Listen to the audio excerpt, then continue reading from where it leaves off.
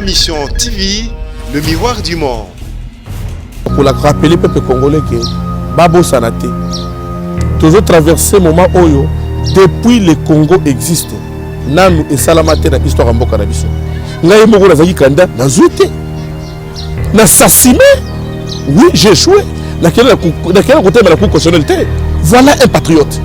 Comment expliquer Sylvestre Ilunga Ilunkamba au lieu de remettre liste du gouvernement et pas à Némi, à qui n'est pas présent à la FCC, Babongisa, mais il y a personne pas Kabila. Au moment où Kabila n'est pas officiellement président de la République, il doit se taire et être la responsable. Un patriote ne peut jamais se faire un prophète des malheurs de son pays. Non. Aujourd'hui, c'est la soulèvement populaire pendant qu'il a 32 ans dans Mobutu. Encore démissionné. Boka de Satan Sabino, c'est un président qui est nommé quelque part. Qui peut nommer un président de la République? Bon, au moment où il y a un plateau, on sentit un tox nakati. C'est-à-dire, dans un respecté Moussa Nabino, qu'aujourd'hui le président sortant de Kabila Kabange a engagé le sous Mbokate, a représenté Mbokate, mais a géré le sous Mbokate. Doyen Nangaï honoré Mbanda, avec beaucoup de respect que nous avons devoir y nous avons passé un message. Même mes principes, il y a redevabilité. Ils ont s'engagé à la conscience, à la reconnaissance. À cause de Makabouté, parce qu'il présente beaucoup de choses. N'enganda comme il sent tout. Non. Atiko dit le peuple congolais. Abatami la poto kura kusabana badingao. Mais c'est Jean Calvin Mbweso. Azonga wati. Mais ça ozonga. Ba des fois bazonga bon ya zonga te. Ngai na obligé te. Kaka bazonga sabatakala. Mais na bazonga sande ba meilleur. Na équipe. C'est na mito l'entraîneur, vous savez c'est qui? L'entraîneur c'est le président Félix Tshisekedi Tshilombo. C'est rien dans les joueurs. Toi, tu seras avec moi. Yo souffle le sili, yo bouye, yo zalawana. Tous les obligés qui ont la coalition, tous les qui ont la cohabitation, ça fait partie des options politiques. Mais ceux qui ne l'ont pas, tu lever option, les deux familles, Cash, FCC, va lever option qui est la coalition.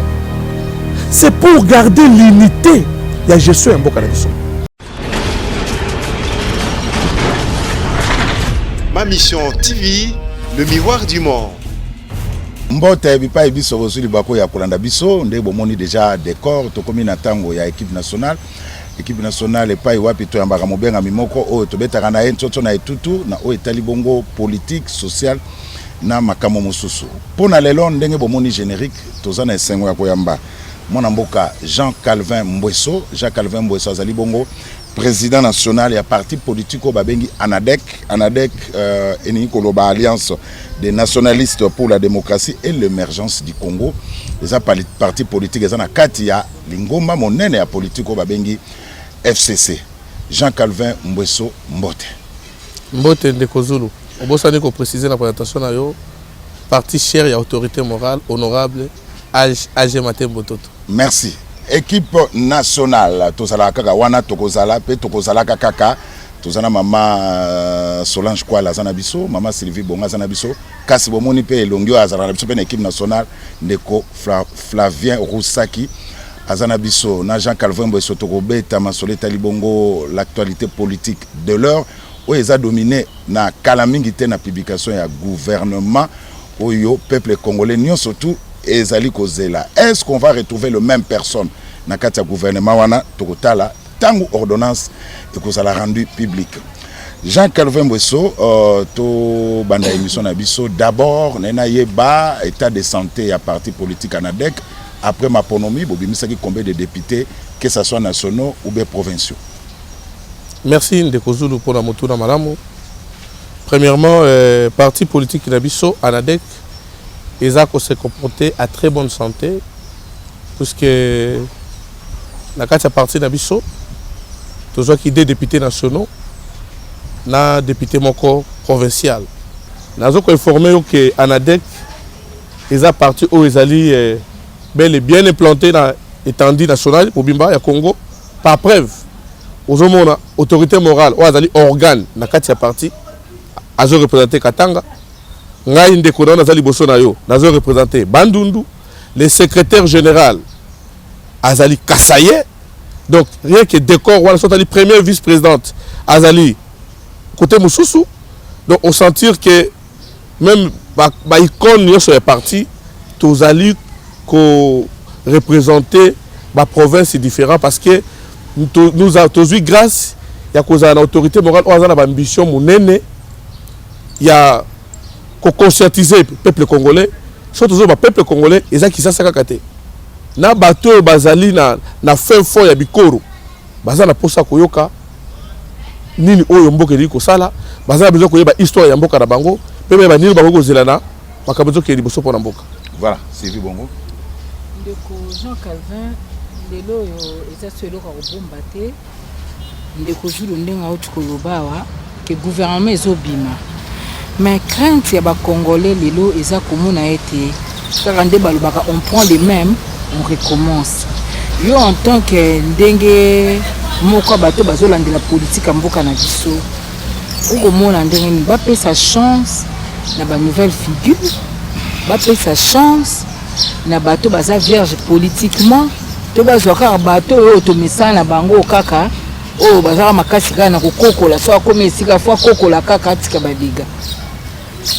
Merci mingi Maman Sylvie pour la motuna eza vraiment kitoko mingi pour eza motuna oyo ezotungisa makanisi ya peuple mais na ko profiter na occasion na nzela ya réponse ya motuna na yo pour na ko rappeler peuple congolais que babo sanate toujours traverser moment oyo depuis le Congo existe nanu et salamate na histoire mboka na biso ya komona président de la République sortant na oya koti basali remise et reprise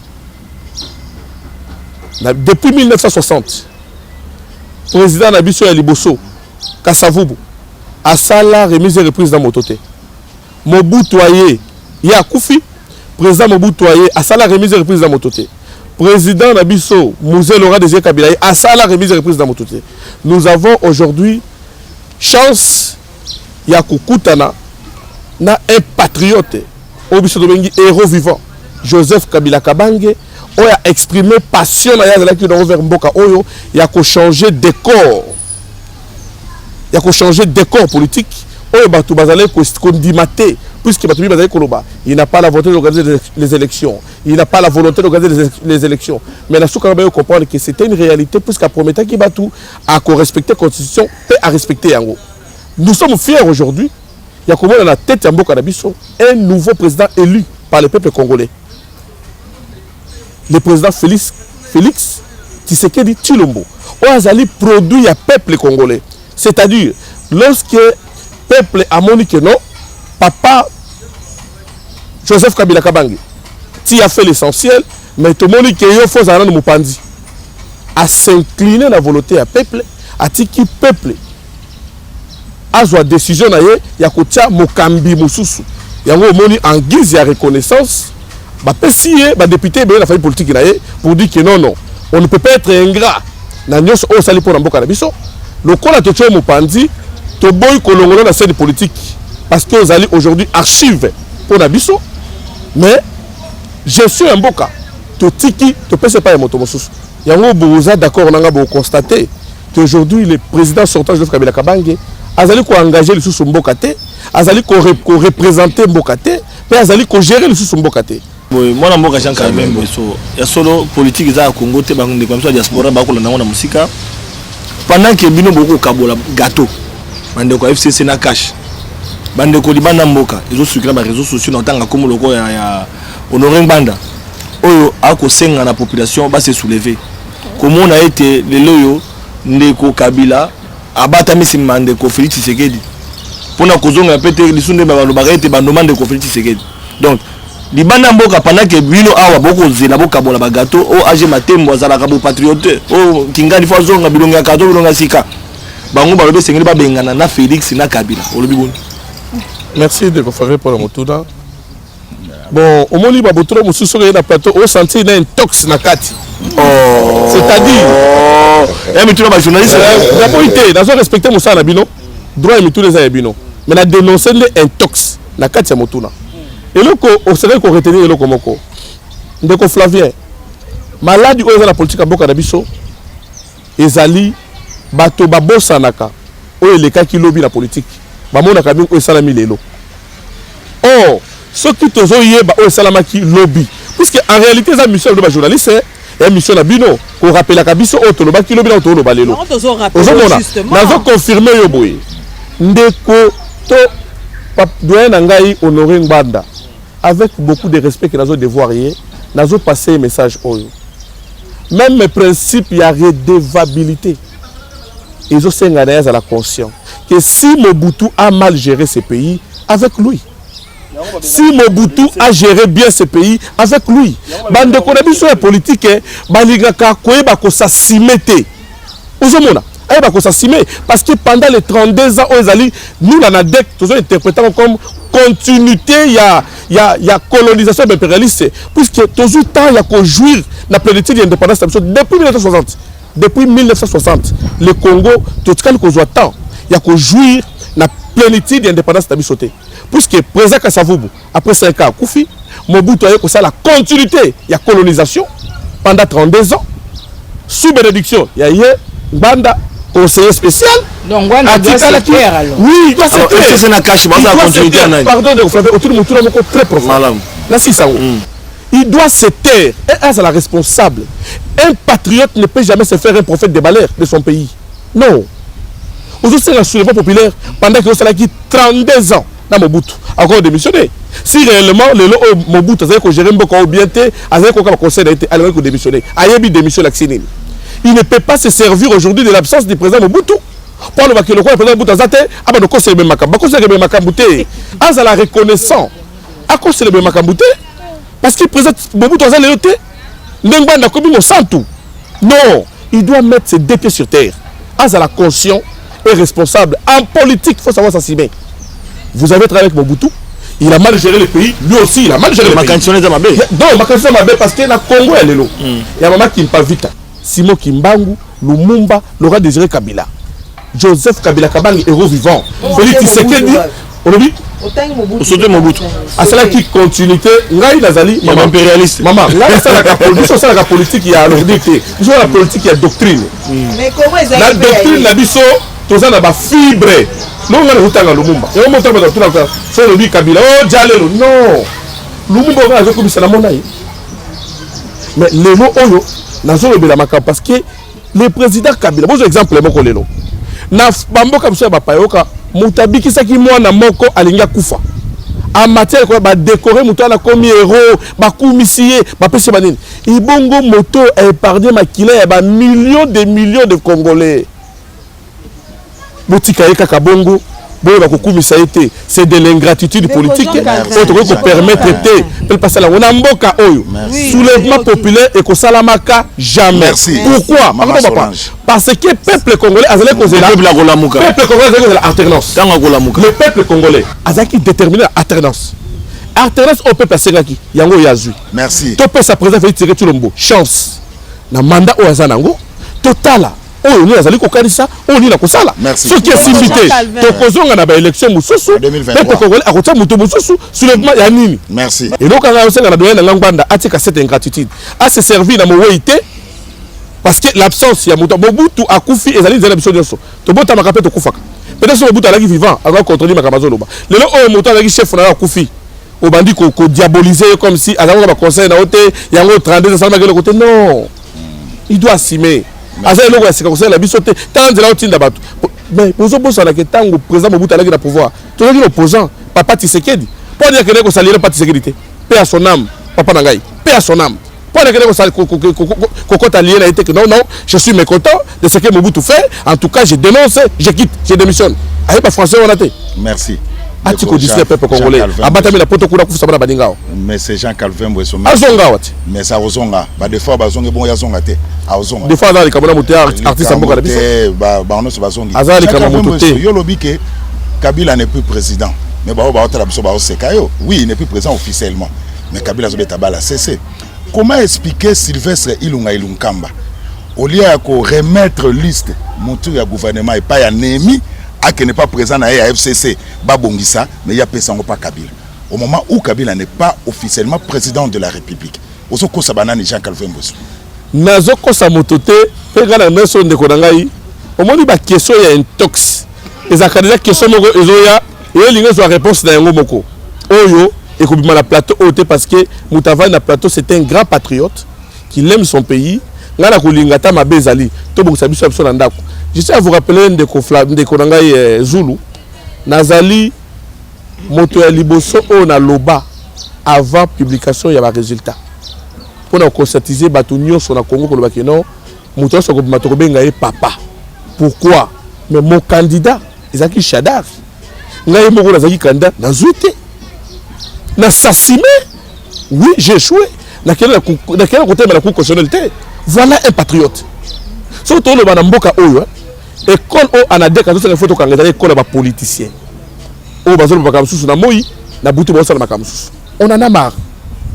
Mama Solange na motuna na yo ngai na obligé te kaka bazong sabatakala mais na bazong sande ba meilleur parce que président Félix Tshisekedi a yebi jour il y a prestation à serment naé papa lobaki kobo sanate le peuple d'abord. Donc il a besoin de gens on va accompagner la ambition na yé pour réaliser vision na yé. Non, il y a un lobby.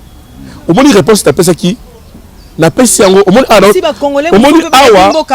on s'adresser gérer ko pesa pe makanti na bango ko pesa maye na bango bazate donc aba on ande bangonde Tshisekedi Félix azana besoin ka ya ba owana. Maman Solange on a s'adresser na bino mine kakate.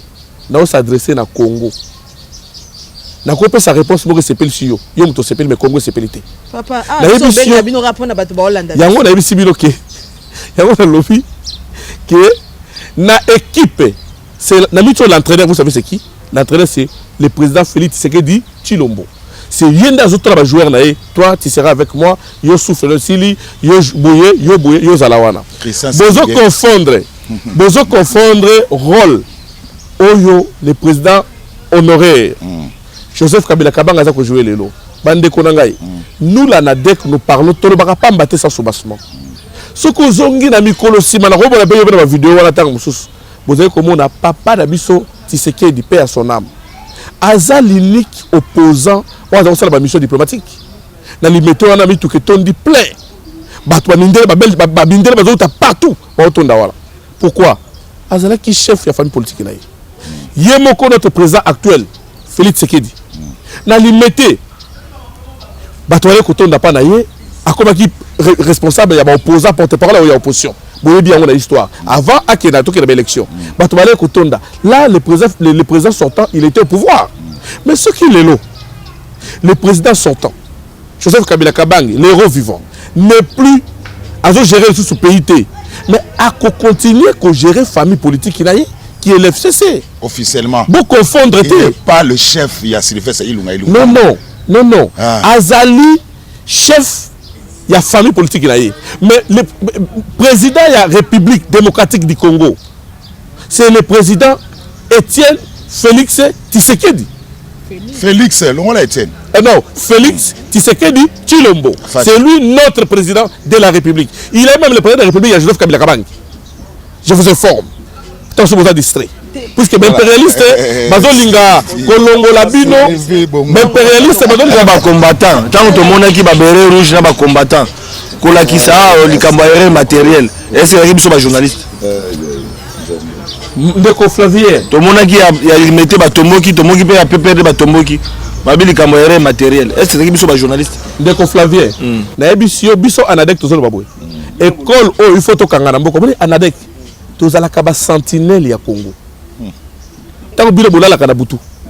Bozo ronfler, l'anadek est dehors. Bozo kana courage autour de biso papa. Bobola kini na butu. Merci. Yango so to sabino ke tout on no so wala ezali ba chantage politique. Le président Félix Tshisekedi ba tu ba ko cracher la décision du peuple. Jean Calvin. Il est le président élu par le peuple congolais. Question monsieur en dehors sujet. Jean Calvin ozalaki moto akoleka kana ba itando ike koloba biso tozali ba kabiliste ba nationaliste ultra kabiliste. Okopesa ngai ya nonano ya ba communicateur à majorité o yo pe yo zali communicateur te mozali ko défendre de Joseph Kabila. Mais ba ndeko na yo mosusu. Lokola ba ndeko lokola ba papi tamba makoloko tambola ba Yves Kisombe basi ba bona na soute. Otirega yo moko mo papa Kabila.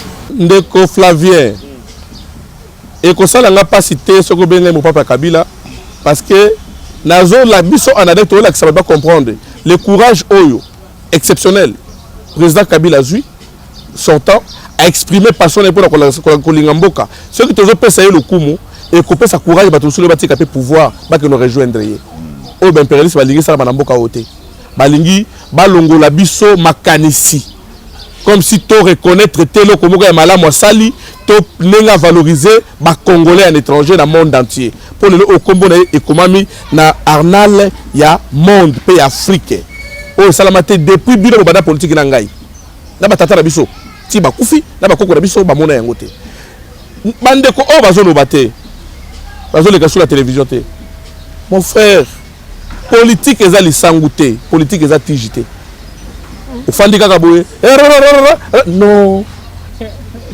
esengeli koloba tango esengeli siko tango eza soute yoka tende ko ngai tango si tango na pouvoir so na dek tolobaka boye soki malobo za koloba omona ezali makasi mingi te koleka silence mieux vaut vendre kimia Joseph Kabila Kabange revend toloba yango on n'est pas là seulement pour dire n'importe quoi na minute auto c'est le gouvernement le pays non le pays va très bien le pays va très bien le nouveau président élu par le peuple congolais il fait son travail toujours ti katana temps merci de Jean Calvin allez maman Sylvie bilo se pela kata butana ba kamera ko ya bo tika ba finga ka Kabila o bona ki bato ba merci allez maman peki saka bango parce que lelo c'est une occasion le porteur na micro na bilo les gens oublient qu'aujourd'hui le président sortant Joseph Kabila Kabange a connu pour reporter moto plainte parce que Azan a droit merci pas respecter le quoi respecter la Batidos c'est un père de famille il ne gère plus le Congo il ne représente plus le pays il engage plus le pays merci. Donc c'est un citoyen congolais aujourd'hui on a des cas de Sabino Jean Calvin que bateau besoin continuer ko finga kayo ko la bo message politique na bino so ba bengo politicien faut ko la ko finga Kabila o batami na micro o sali ba giro yekoli o sali agenda ba giro o era popo ba okomi peuple congolais à cause de la nuit popé na président Félix Tshisekedi peuple congolais appelle sa président Félix chance. Boka de Sate Kene Bazoko Sabino, que c'est un président qui nommé quelque part. Bah nommé quelqu'un devant Sénine.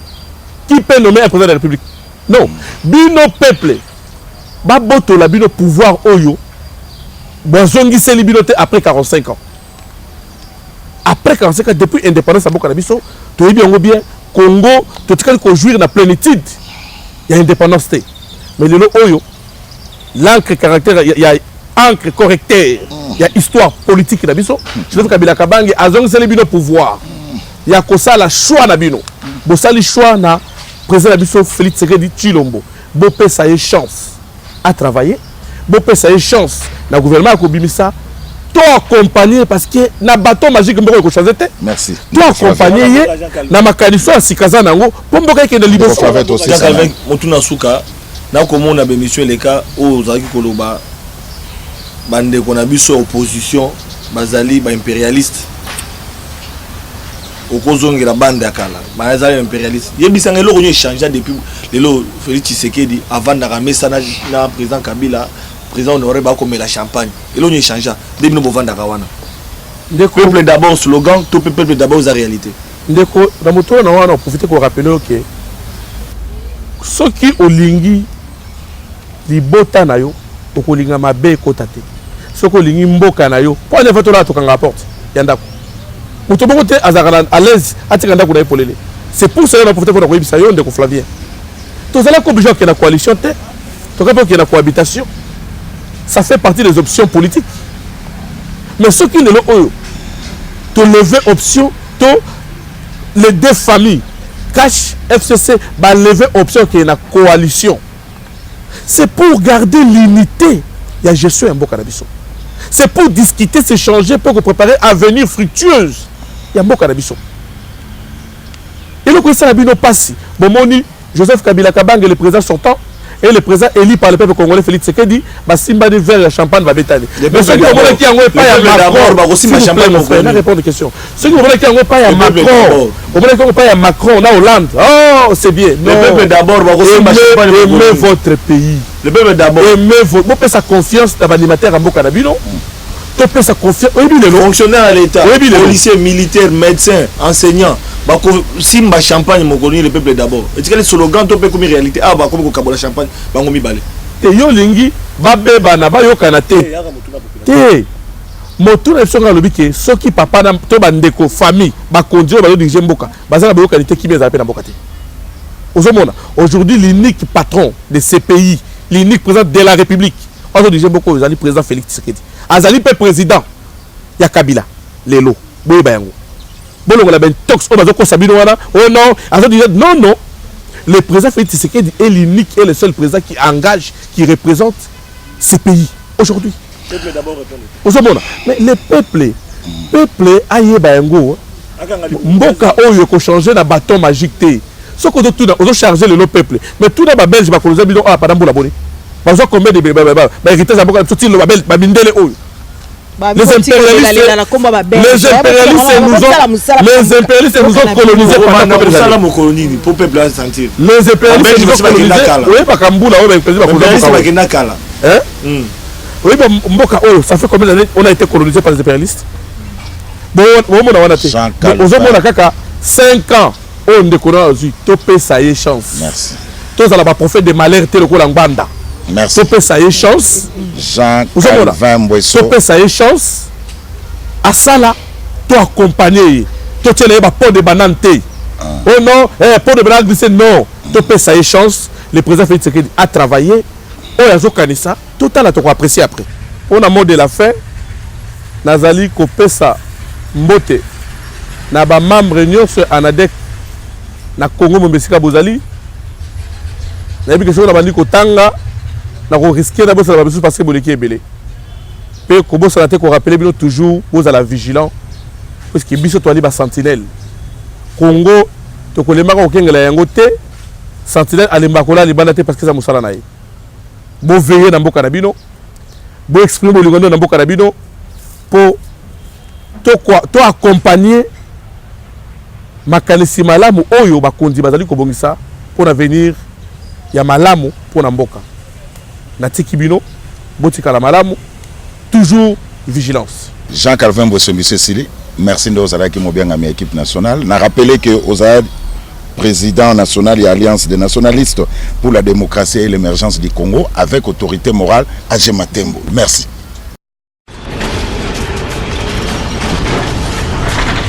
Ma mission TV, le miroir du monde.